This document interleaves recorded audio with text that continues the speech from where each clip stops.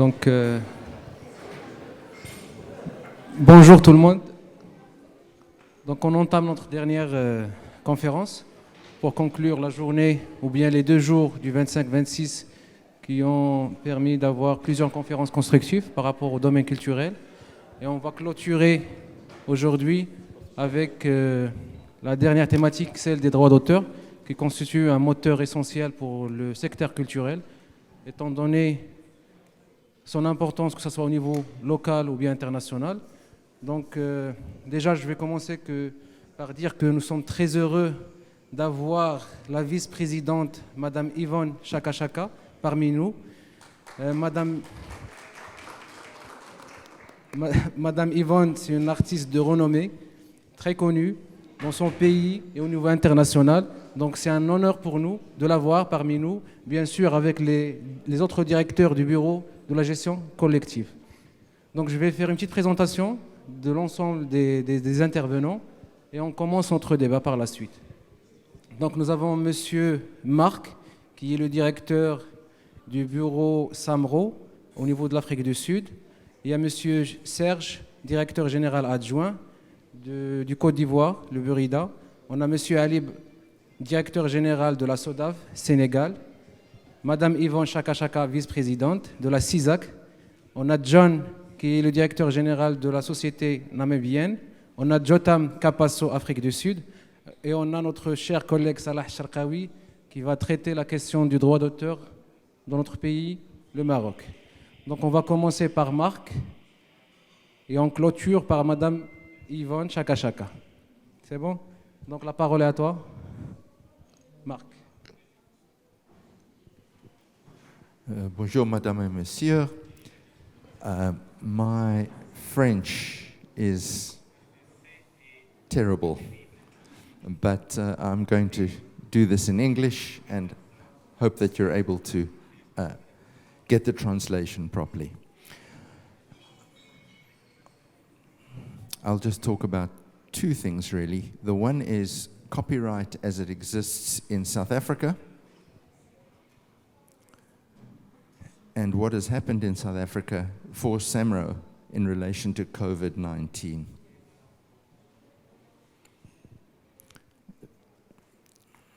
Let me start with the issue related to COVID. When COVID hit, our live industry was completely decimated. Concerts were abandoned altogether, and as a collecting society, we were very worried about our capacity to collect revenue. We are very happy that our revenues in the last year were only down 7% to about $34 million. In order to try to revitalize the live industry, we introduced a number of virtual concerts, and we have, in conjunction with other funding agencies, funded over 300 concerts in the last year. It's also sad to say that because we've had so many deaths, many of our members have used our funeral policy, which is about $1,600 per person or per member and their family who passes from COVID. We also asked all banks to stop trying to collect debt on bond and mortgage repayments during this time. And we also try to get all broadcasters to play more local content so that our local composers could receive a greater share of revenue.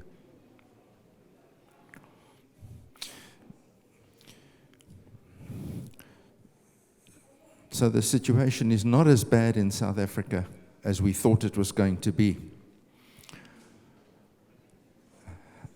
However, copyright is under big threat. And the rights of composers and publishers is under threat. The reason for this is that big tech is trying to get our copyright laws amended in order to allow fair use of composer and publisher material at no cost.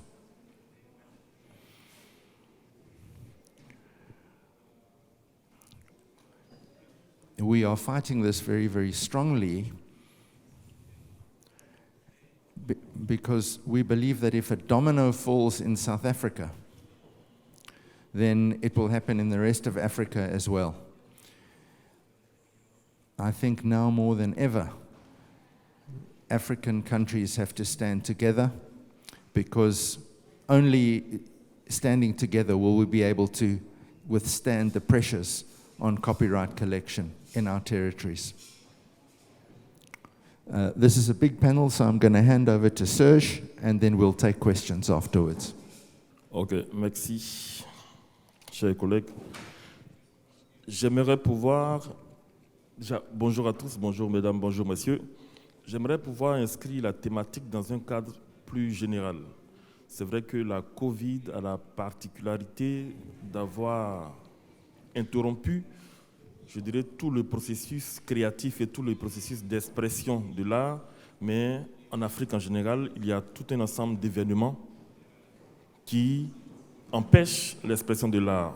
On a connu et on connaît toujours les guerres, on connaît les insurrections populaires, on connaît des élections qui parfois sont houleuses. Donc, par la Covid et par les effets de la Covid, il faut toucher tous les événements qui, dans certains États, empêchent l'art de s'exprimer et par-delà empêchent les droits d'auteur d'être collectés véritablement. Au niveau de la Côte d'Ivoire, une des conséquences principales de la Covid a été le confinement. Et qui dit confinement dit arrêt des activités artistiques. Tous les lieux d'expression de l'art, les salles de spectacle, les lieux de concert, tous les lieux étaient fermés. Nous avons donc connu une forme de mutation, je dirais, ou une forme de regain d'activité de certains opérateurs, c'est-à-dire que les fournisseurs de services en ligne, les radiodiffuseurs ont connu un regain d'activité. Mais cela n'a pas permis de pallier les insuffisances de revenus qu'on a accusées auprès de tous les établissements qui diffusent quotidiennement les œuvres de l'esprit. Pour être plus concret, en Côte d'Ivoire, nous avons des établissements qu'on appelle des maquis. Ce sont des types de restaurants où on se rend pour partager des moments entre amis, mais qui sont basés sur la diffusion de musique.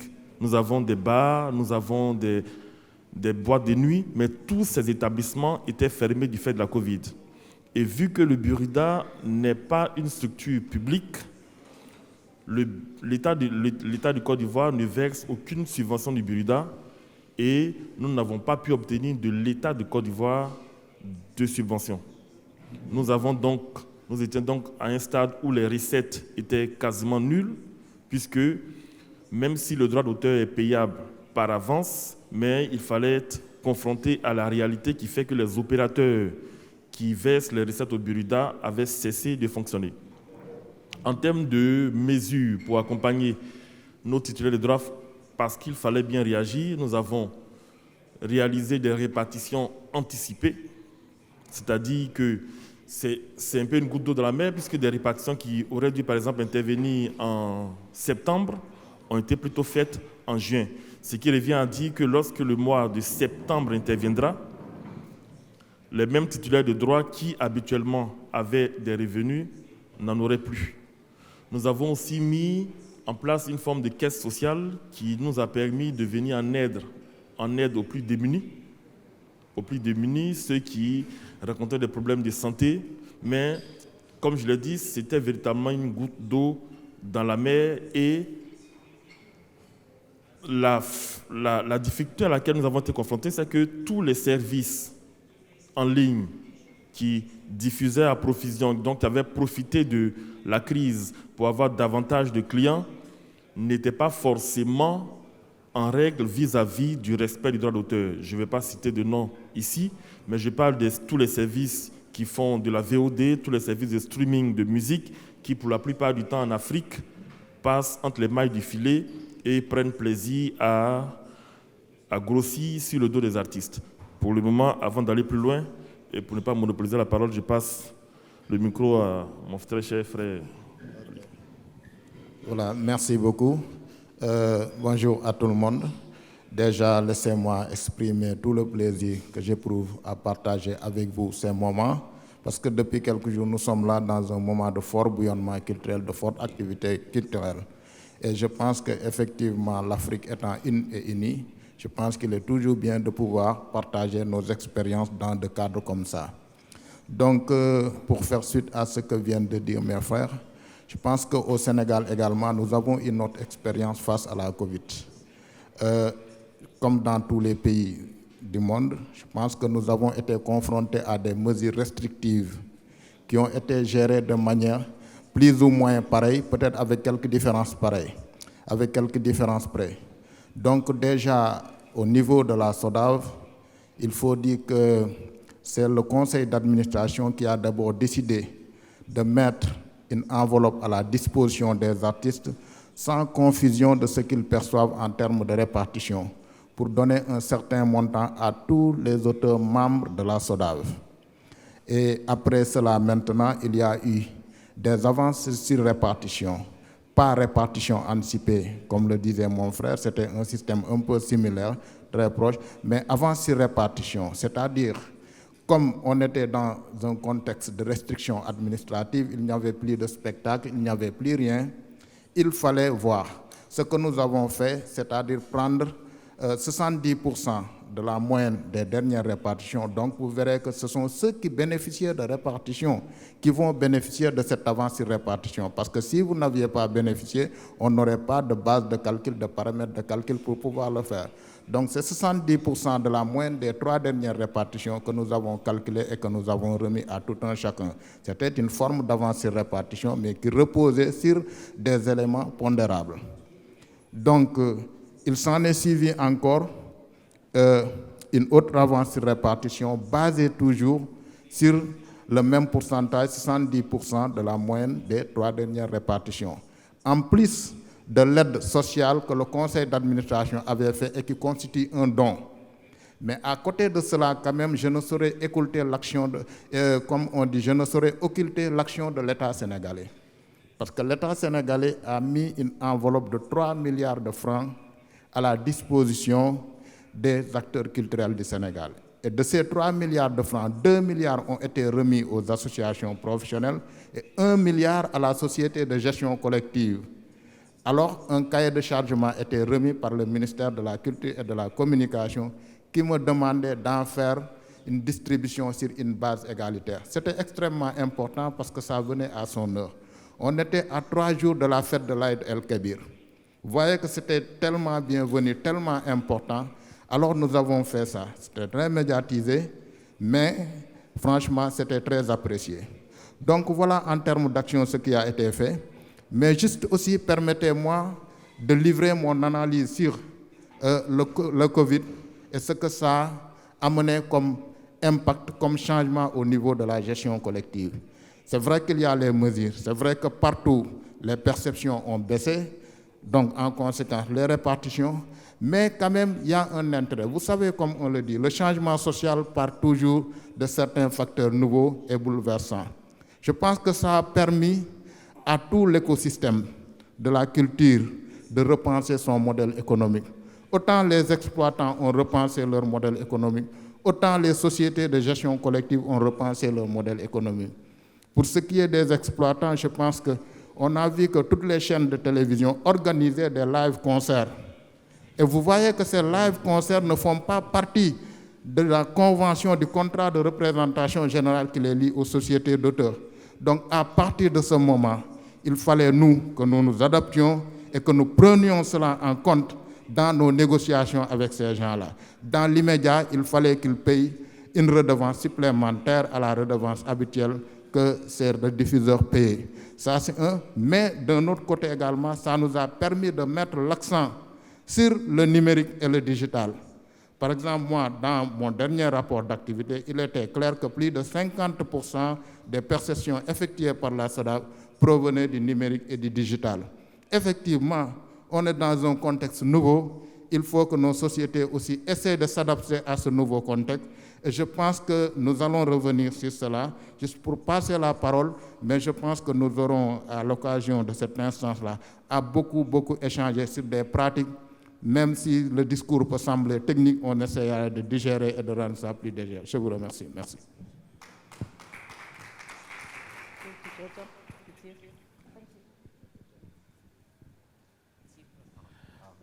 Thank you very much. Good afternoon. Yeah, the situation of COVID-19 is the same all over. I'm going to give you a short story about how it's affected Namibia, where I'm coming from. Well, as I said, it's a situation which is really affecting each and everyone, and it has been a very, very difficult situation, especially in my country. We have a population of 2.5 million, and then our members, normally they used to benefit a little bit from the live shows, which was been cancelled for the last let me say 2 years now. It's been a very, very difficult year for the CMO. We are not able to collect from the live shows, from the hotels, and from the other public gathering venues. And this has affected both the collective management organization as well as the members. The only survival which we have been collecting a little bit was from the, we have a traditional of supermarkets. Those who are licensed, yes, we collect a little bit, but we have to renegotiate the fee. The same applied to the restaurant which has been closed. We have to renegotiate the fees so that we can lower the fee down. We have a very good agreement with one of the corporate broadcasters. There are a number of 4 broadcasting which have been come together to form a corporate broadcasting. We have made a good plan for 2020 to have a festival for the musicians in Namibia.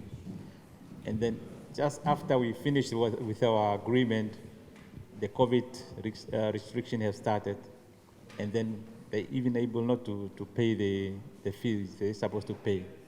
We have to renegotiate again so that at least as long as they are paying a little bit, but they are not able to pay the amount which they are supposed to pay. This has been affected the CMO as well as the members, those who are supposed to be part of the event. We have canceled the music awards, which are supposed to be also a source of income for our members. It was one of the major music festivals in the country, which has been also canceled. So COVID have really, really shut us down. And what we have come up with currently, we negotiate with the Ministry of Art and Culture to see to it how they can provide a relief fund for the artists. And they have come forth, but the amount they gave to us was not really enough for the member to benefit, all of them to benefit. And then we have involved the Office of the President. On my way to Morocco, I received a text from the advisor from the Office of the President that they are going to engage with the Minister of Art and Culture before end of this month to see how they can provide a relief fund for our members. So we've been fighting this on behalf of our member, and then we hope that government will provide a certain fund for the member to survive or to pick up as we have opened up now. And the gathering currently is only allowed to be around 500. the sad story about our members who have been affected. We lost one member due to COVID, and the other one just committed suicide. The situation became very difficult.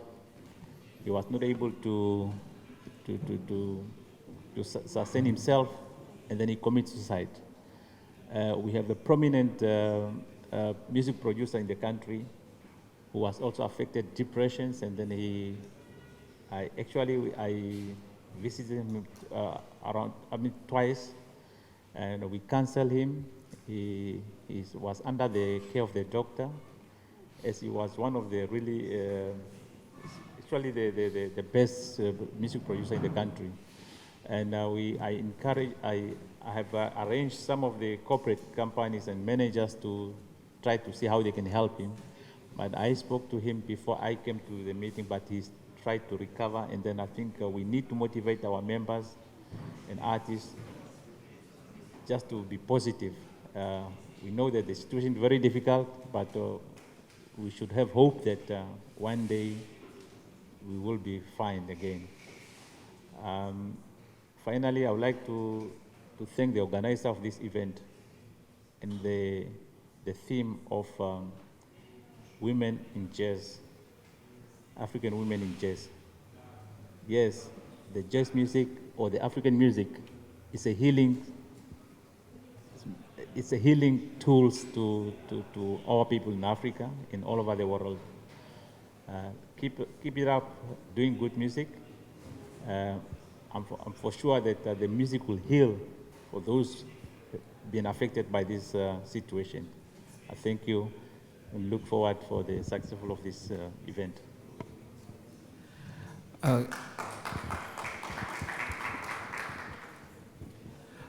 Thank you very much for inviting us to come to Morocco. And I'm also from South Africa. And, just like John is saying, music helped every one of us to go through the pandemic, because as we were all locked down, because of the advent of the internet, most people started consuming their music and also watching movies and films on the internet. And what that did was to shift the consumption of the creative work from where we used to buy it to where we now pay a subscription, and then we can be able to enjoy it wherever we are. In South Africa, the last physical music shop that was there was closed early this year. So in South Africa right now, there's nowhere you can go and buy the CDs unless the musician decides to print and sell the CDs themselves. And when we look at global trends, you find that in 2020, the revenue from music has reached the peak of the year 2000, which is the 23 million. And over 70% of that music was consumed on the digital platforms. And now the challenge that is there on all CMOs is to be able to have the ability to collect and monetize that usage of music on the digital platforms. So what we also did as Capasso is that we managed to license a lot of the streaming services from YouTube, Facebook, Spotify, and all the VOD services like Netflix, so that they can also pay for the use of creative work that is used on their platforms. And the majority of the revenue that we collect now is from the digital platforms. However, this has not been very helpful to the creators themselves, because the amount that is paid by the DSPs for the exploitation of music on these digital platforms is very low compared to what we used to get from the sales and the physical sales of the CDs and so on.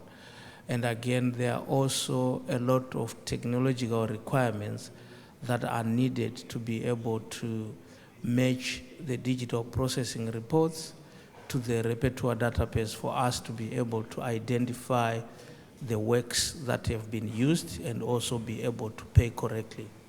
So even though the revenues have grown and we may be able to collect, the biggest challenge that is there is the technological advances that are required for us to be able to process.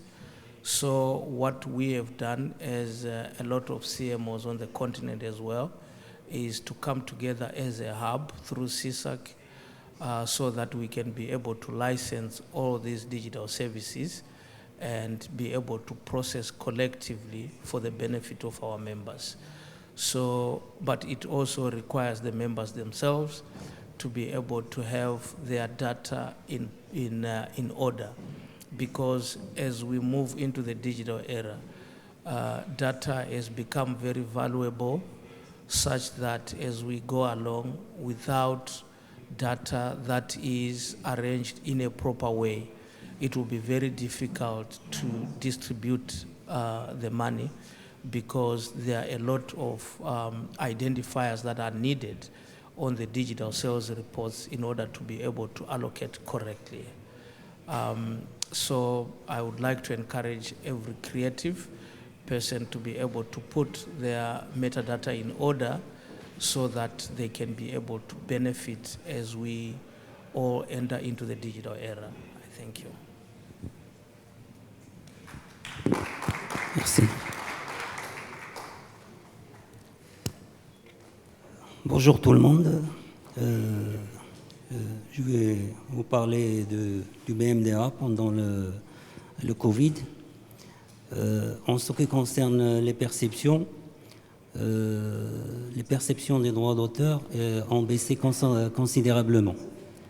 Mais heureusement qu'au niveau de la perception de la rémunération pour copie privée est restée plus ou moins stable.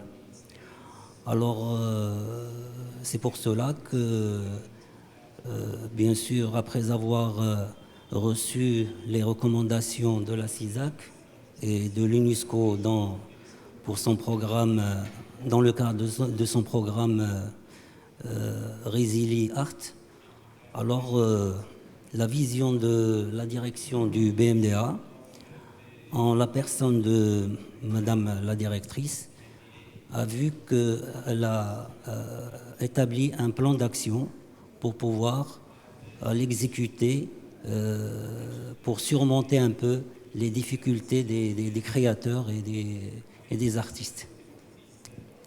Alors, ce plan d'action se résumait d'abord en la création de 2 plateformes en ligne pour pouvoir donner accès aux auteurs et aux artistes de pouvoir adhérer en ligne.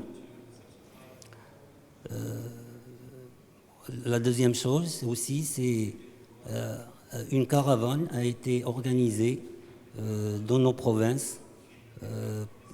On s'est beaucoup rapproché vers le créateur pour qu'il puisse adhérer au BMDA et bénéficier de ses royalties. Bien sûr, le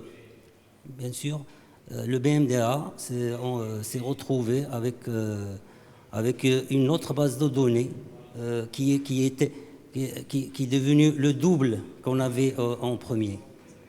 On avait presque 1200, 1300 créateurs. On s'est retrouvé avec presque 2500 créateurs. Alors, on s'est retrouvé avec d'énormes documentations qu'il fallait gérer et qu'il fallait étudier cas par cas. Et bien sûr, cette base de données, on devait la saisir dans le nouveau logiciel WIPO-Connect, installé par l'Organisation mondiale de la propriété intellectuelle. Bien sûr, toute l'équipe du BMDA, sous l'égide de notre directrice, on a fait un travail colossal pour pouvoir y arriver et faire des répartitions optimales qui a permis à nos membres de bénéficier de leurs droits. Donc voilà ce que je peux dire à propos du BMDA pendant le Covid. Voilà. Merci.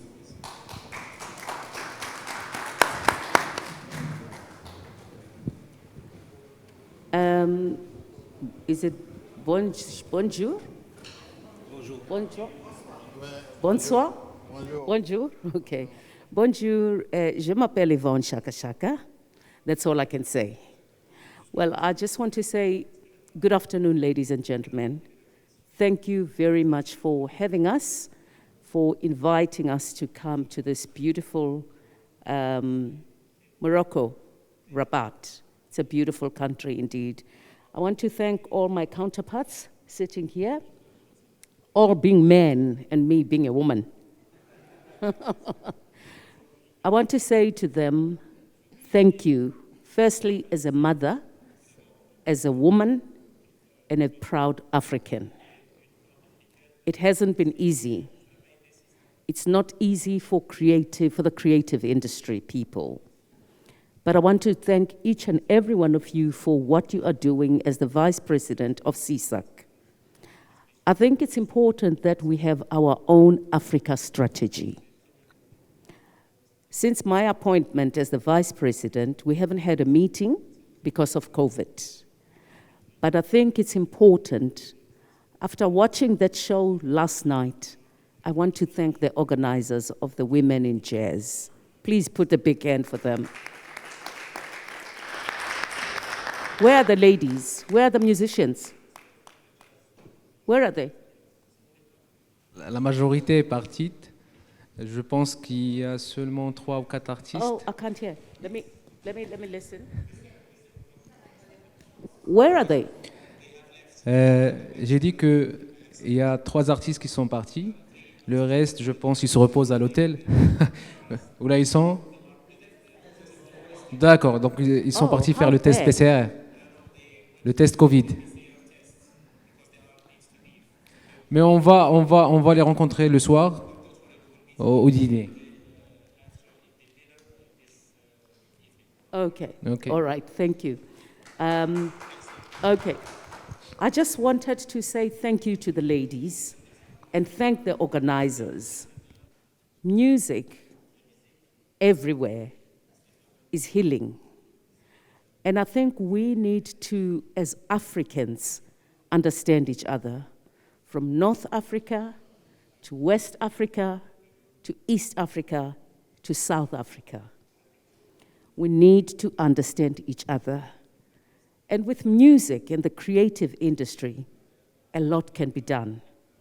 We need to appreciate each other's culture, learn from one another, so that when we sit in these organizations like CSAC, we can say, we want to know everything collectively, but this is our strategy as Africa. Now I want your support, and I want you to allow me, as the Vice President, to make sure that we stand together as Africans. It's very, very important. We must do it.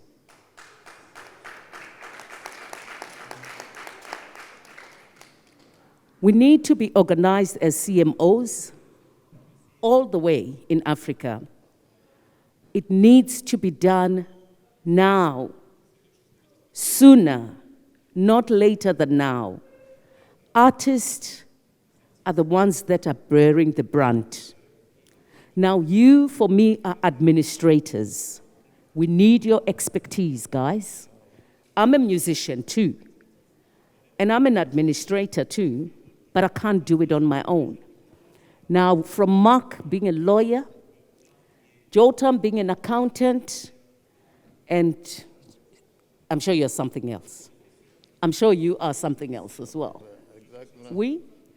Now we need to beef up this whole thing for the whole creative industry, to the actors, to the musicians, to the whole creative industry.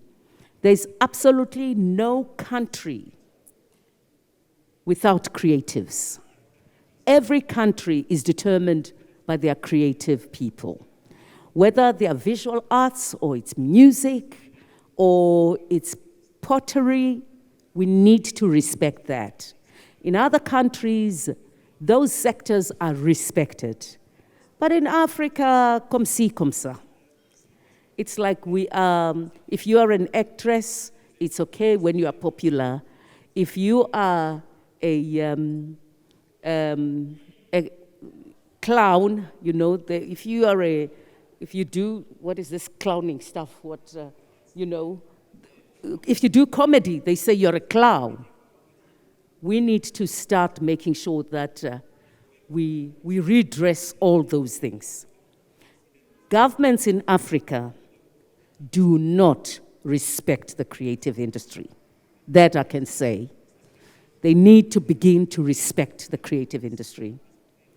Politicians love us, creatives, when it's time for politics. And we need to say no to that now. And I'm here, and we're going to change everything. They need to love us and respect us and make sure that the playing field is created for us creatives.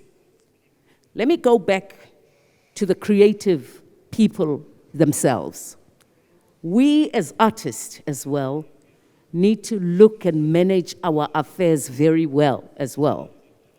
Because you could be popular today and you could be gone tomorrow. And with all the money that we receive today, we may not receive it tomorrow. So that's another education for our creative people.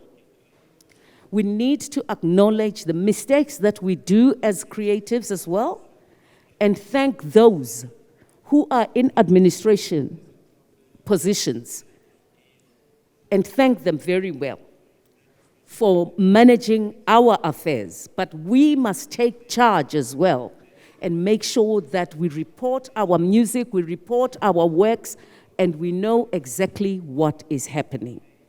So let us begin today. Let's work together as Africans.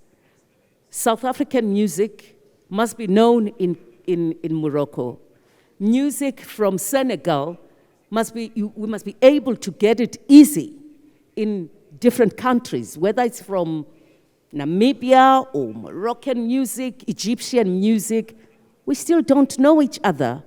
We still don't work together as Africans. So let us change all of that and work together.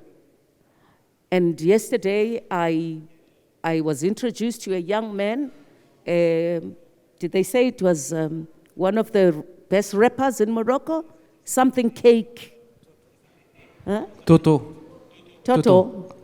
Yeah, I met Toto yesterday. So we need to make sure that Toto is popular today, he has his money, and he looks after his money so that tomorrow he mustn't be crying. So it's you who must help him as well to do that. Because sometimes we as artists, we become famous today and we don't want to listen. We don't even report our works. And when we are down and out, we start blaming the administrators. So we need to put our things in place and work together so that when organizations like CSAC help all the CMOs, we as Africans are doing it correctly as well. So let's make sure that we, the administrators, do things well. We get the government also to help us, and then the artists themselves have to do it. With that said, I want to say thank you to each and every one of you for the hard work that you do every day. Sometimes we creative people never appreciate you, but on behalf of the creative, I want to say thank you very much. Let's continue working. Let's make sure that we beef up and start now to have our great African strategy and work very hard. With that said, I want to say thank you to the musicians from last night. It shows that we as Africans can work together. And when things are tough because of COVID, like now in South Africa, they're going to close, they say, because there's another variant. So you can imagine, for the past 24 months, we haven't worked as artists, and it looks like we're not going to have work during this Christmas. So it's going to be very, very difficult. So let's work together. Let's do it for the sake of the better creative industry. With that said, I want to say to all the women who performed yesterday and all you administrators, summertime,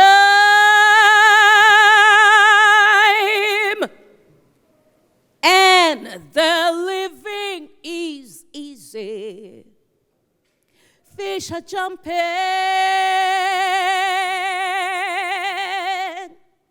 and the cotton is high. Your dad is rich, and your ma is good looking. So hush, little baby, don't you cry. So hush, little baby,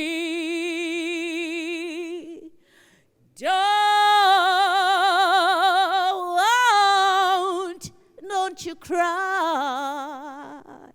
Merci beaucoup.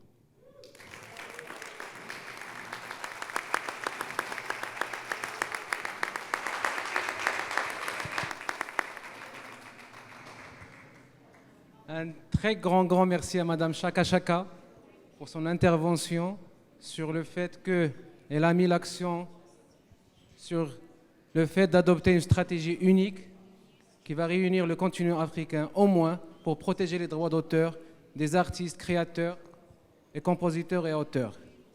Étant donné que la musique est partout et sans frontières. Un grand merci pour les directeurs des bureaux de la gestion collective des droits d'auteur qui ont mis le point sur le fait que pendant la pandémie de la crise, ou bien pendant la pandémie du Covid, la seule source qui était disponible pour les artistes, créateurs, auteurs, compositeurs, c'était les droits d'auteur. Donc, il faut mettre l'accent sur le fait que les droits d'auteur, c'est un vecteur très essentiel dans la chaîne de valeur au niveau du secteur culturel. Donc, j'ouvre le débat. S'il y a des questions, s'il y a des remarques, à nos chers intervenants. Et merci.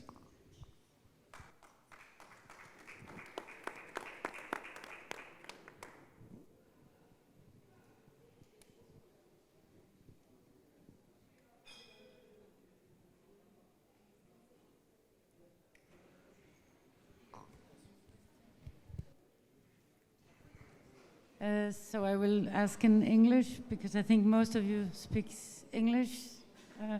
I'm working with several artists based in West and East Africa, and I have made them part of the Danish society, collective society. They don't collect in Africa though. So how is it possible? Because actually what we did was some of them were already members of SACEM, for instance, or PRS. I made them partly member of CODA in Denmark because CODA is actually supporting directly for tours, for album releases, and so on. I'm also a publisher, and I also receive subventions from the publishers' associations to my African artists, which is amazing by itself. But we don't collect anything in any place in the African continent, and we actually did have some issues, for instance, in Kenya, that we could never receive. And I could see how much was coming in from the tours we were doing, so I knew what it was to expect, but I thought it would be very nice if that could be a collaboration. Like we can have SACEM and CODA, for instance. It would be nice if we could have also CISAC and or partly how it works. Is there a possibility for that?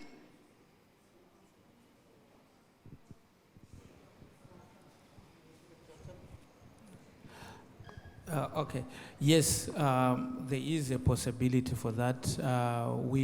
Most of the directors that are here we already have bilateral agreements with those specific societies that you're talking about. But there is also nothing that stops you if specifically you are referring to African composers, for them to be direct members of the respective societies. But you can also just check. I understand your mention of the issues that you had in Kenya, but it's not general to every African society. So you can also check some of the societies on the continent and look at what they are doing, and then you can choose which territories you are going to give. We will be very glad if you can give the African continent to an African society. Of course, everybody has got a choice to choose who to associate with, but we will really appreciate if African collections can be given to an African society. Thank you. Answer that. I think you're totally right, and it's much fairer. It's more natural than to collect in Denmark, for instance. That doesn't even make sense, only because I'm working there. That's the only reason, of course, but they are still, for instance, in Mali or in Guinea. The question now is if you are collecting together in the continent, or is it country by country?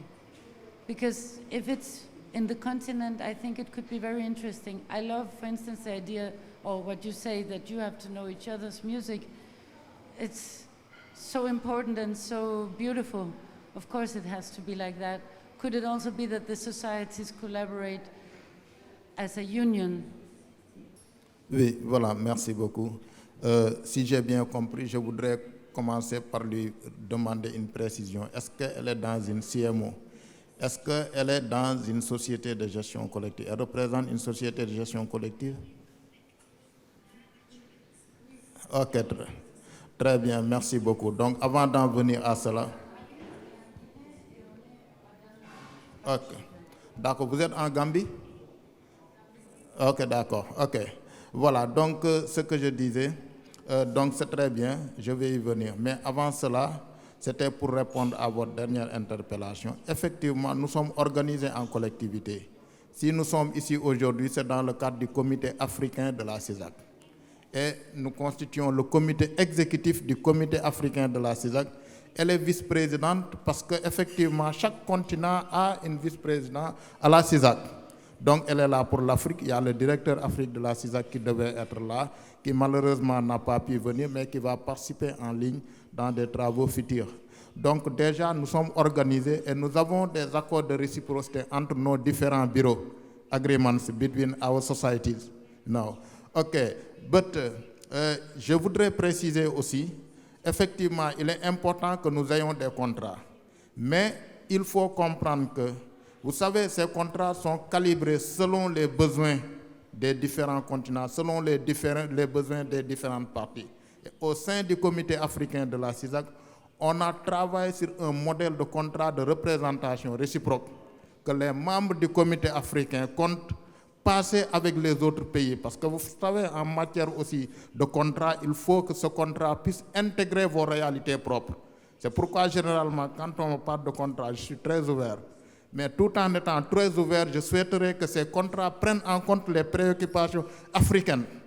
C'est extrêmement important parce que c'est des points sur lesquels nous avons eu à beaucoup travailler pour stabiliser des modèles au sein du comité africain de la CISAC. Maintenant, je suis d'accord, par exemple, moi au Sénégal, j'ai beaucoup d'artistes sénégalais qui sont entre le Danemark et la Finlande. Je pense que ce n'est pas des pays assez lointains. Voilà, il y en a qui ont fait une adhésion partielle, c'est-à-dire une part de leur droit, je gère ça, une autre partie de leur droit, ils laissent ça aux sociétés de vos différents pays.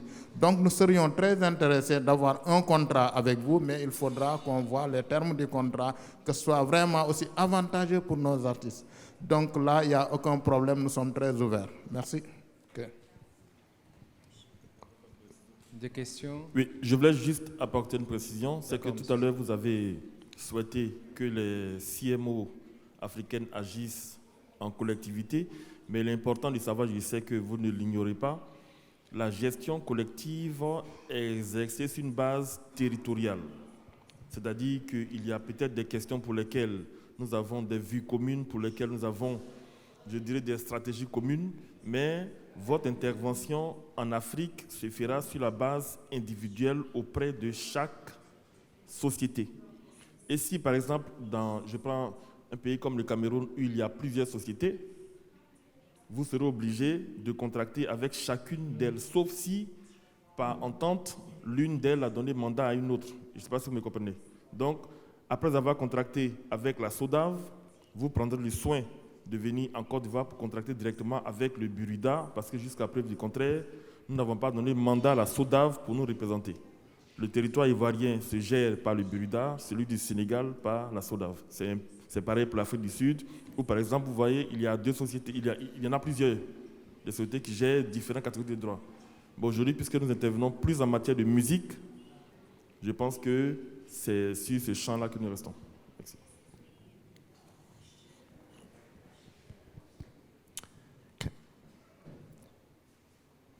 Can I just add one point to your question, ma'am, and that is this.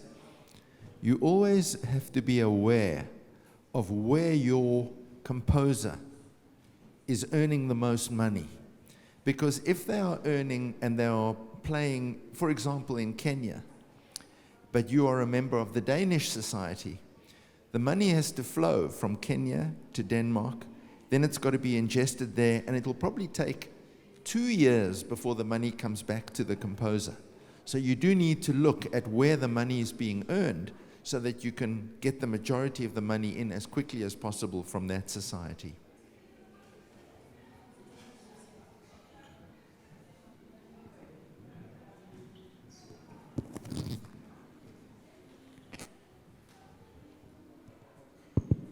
I'm sorry. All of you are members of CISAC, and my question is there any dialogue between CISAC and the platforms of distribution of music, and also with the GAFA, also with the companies of communications who are based in Africa, for example? We are more than a billion of persons living in this continent, but I think most of our society, your society, didn't get enough money from this platform. And my question, is there any dialogue between CISAC and these huge, big companies? Because the money also is there. This is my question. Thank you.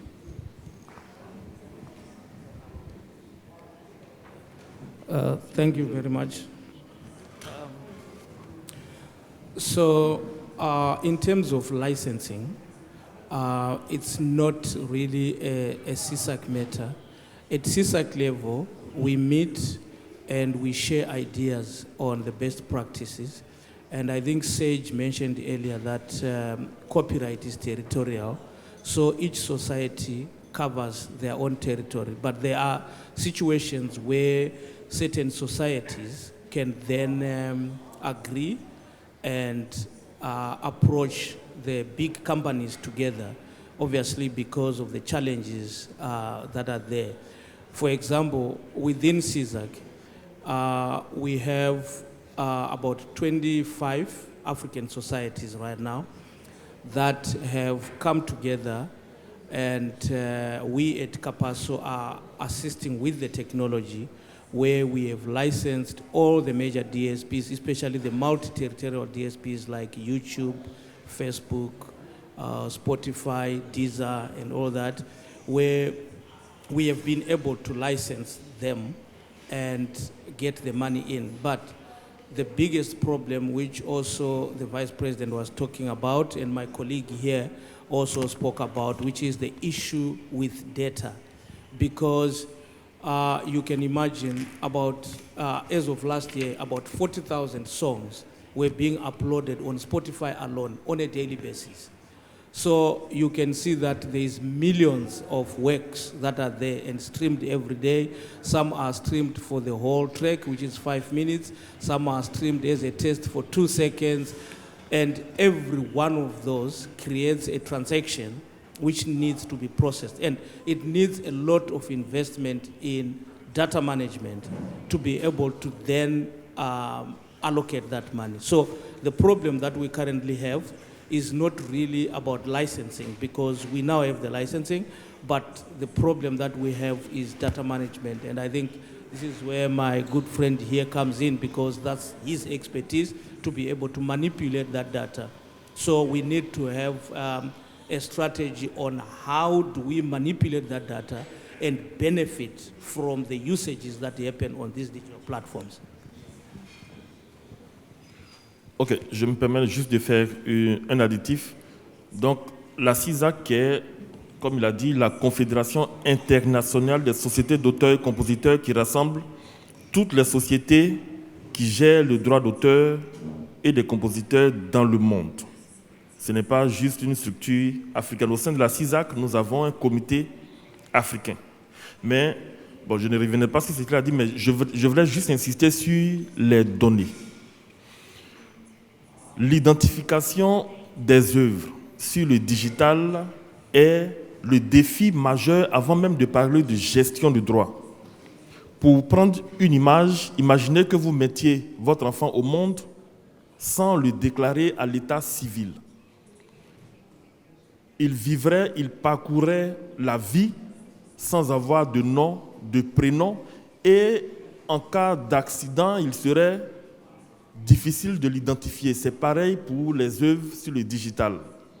Il y a ce qu'on appelle les métadonnées, qui sont des informations que le producteur ou la société de gestion collective doivent inclure dans le fichier numérique de sorte qu'elle puisse assurer la traçabilité lorsque l'œuvre sera utilisée sur Internet. Nous avons en son temps fait une simulation auprès de certains pays africains avec l'aide de la CAPASO, et nous nous sommes rendus compte que la grande majorité de nos fichiers musicaux souffraient d'un manque d'identification, de sorte que, quand bien même nous percevions des fonds des GAFA, en termes de répartition, il serait difficile d'attribuer à tel auteur tel montant parce que les œuvres qui ont été diffusées sur Internet ne bénéficient pas d'un minimum d'identification. J'aimerais donc ici appeler l'attention des producteurs de musique. Avant de mettre une œuvre, un fichier musical sur le marché, prenez le soin, soit en partenariat avec votre société de gestion collective ou individuellement, prenez le soin d'inclure dans le fichier l'ISRC. Au niveau de la Côte d'Ivoire, nous avons depuis l'année passée des démarches avec l'IFPI qui va permettre au Buruda de délivrer des codes ISRC à l'ensemble des producteurs qui le souhaitent, parce qu'il y a la possibilité pour ces derniers d'obtenir ces codes directement de la structure qui les délivre. La question de l'identification est au cœur du système. On a beau signer des contrats avec les GAFA, mais si les œuvres pour lesquelles nous signons les contrats ne sont pas clairement identifiées, ce serait percevoir des sommes un peu dans le vide. Voilà, je peux juste intervenir. Voilà, donc toujours en droit à ce que vient de dire mes collègues, je vais commencer par répondre à votre première question. Est-ce qu'il y a une relation entre la CISAC et les gérants de plateforme? Oui, je dis une relation, mais une relation très étriquée, très tirée. Parce qu'on se rend compte qu'il y a de cela quelques années, effectivement, la CISAC avait porté la question au niveau du Parlement européen même contre les GAFA. C'est quoi la situation? Ce sont ces GAFA-là qui essayent même de débouter les sociétés de gestion collective pour se mettre à leur place. Et le danger, parce que quand on parle de GAFA, les auteurs, les artistes pensent systématiquement à l'argent. Oui, les GAFA peuvent emmagasiner beaucoup d'argent, mais est-ce qu'au niveau du partage de revenus, est-ce qu'au niveau de la gestion du partage des droits, est-ce que ce sera fait de manière équitable? Non. Non, vous savez, les GAFA, c'est des businessmen. C'est leur intérêt qui les intéresse en premier lieu.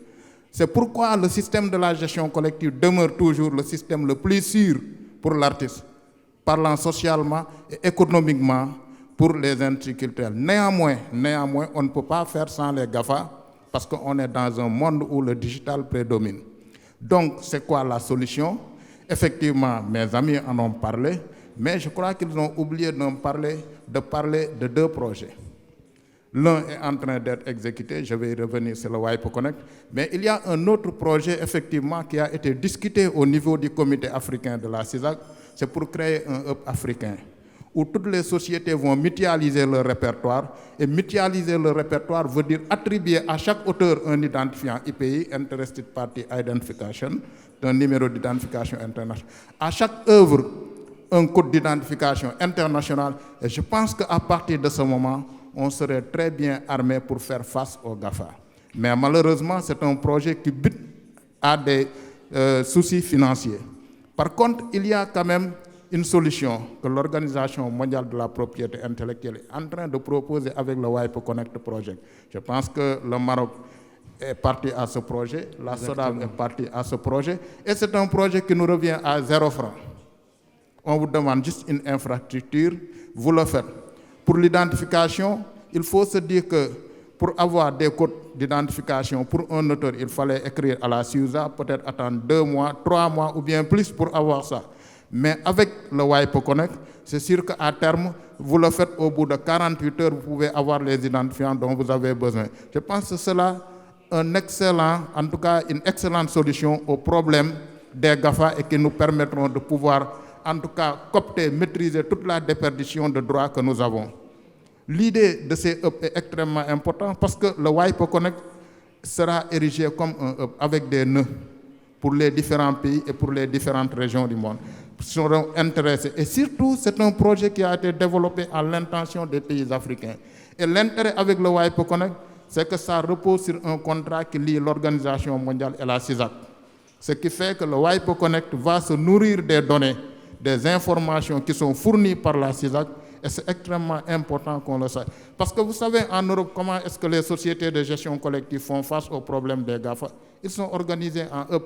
Il y a ICE, il y a Harmonia. C'est des hubs qui permettent aux différentes sociétés de gestion collective qui se concertent en groupe de pouvoir faire le traçage des droits et éviter ainsi une déperdition de ces droits. Donc c'est extrêmement important et je pense que votre question est la bienvenue et même nous replonge dans le cœur même de la réflexion au niveau quant à la stratégie à adopter pour pouvoir tirer tout ce que nous devons tirer même de ce nouvel environnement. Merci en tout cas de l'avoir posé. Merci.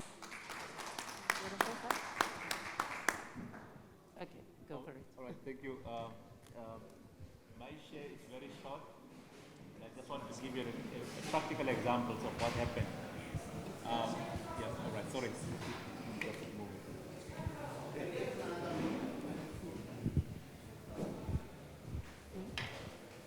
Practical examples. NASCAM. Okay, fine. Okay. Test. Okay. Okay. Right, thank you. Let me take this one. Practical examples, as we have signed up with this memorandum of understanding within CISAC, we receive royalty from the platforms through Capasso. It came with money and statement of names of the artists and their titles. The most important thing is that artists need to register their works. Most of the artists, they're releasing songs. They are very happy with the song has been out, and then they just load up without going to the CMO. It's very important first to, as soon as you release your song, take it to the society, and then it's generating the ISWC code, and then it can be linked up, and then it's easily to be monitored, and then get the royalties. It's very important. So NASCAM has been receiving money since we have signed up with Capasso.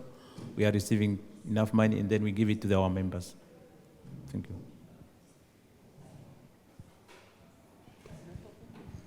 Donc, je pense qu'on a fait le tour à travers nos chers directeurs et notre cher vice-présidente, par rapport à la question du droit d'auteur, par rapport à l'évolution du droit d'auteur, que ce soit au niveau continent africain ou bien au niveau international.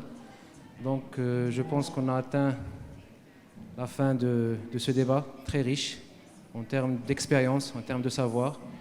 À présent, je cède la parole à M.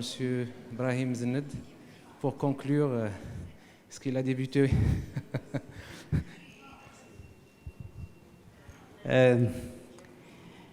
Thank you, Madam Yvonne. Thank you, all of you, for joining us celebrating Africa here in Morocco. We are very happy to have you with us and hope you can join us again for other opportunities, probably for Visa for Music next year. Because Visa for Music is an African music meeting we host every year. Around 1,000 professionals from all over Africa. We host artists from Namibia, from South Africa, from Senegal, Mali, Ivory Coast, and of course from Morocco and diaspora, because for me Africa is not only a geography, it's a spirit. So we have a lot of people defending Africa, living around the world. So I hope you can join us again next year. I hope that you enjoyed the concert yesterday, seeing this wonderful woman playing music, playing jazz. Thanks to BMDA for believing on this project and for celebrating Africa here. And thank you again. Merci encore au BMDA pour cette belle initiative. Merci à toute son équipe. Merci à tous ceux qui ont travaillé sur ce projet, que ce soit l'équipe de Ania, l'équipe de la Fondation Hiba, les techniciens, les traducteurs, tous ceux qui ont collaboré pour le succès à la fois de Visa for Music et de cet événement, la journée africaine du droit d'auteur. Bien sûr, je l'ai dit, cité. Bien sûr. Merci aux traducteurs là-bas et merci à tous ceux qui ont fait la réussite de cet événement malgré un contexte très, très particulier. Merci beaucoup.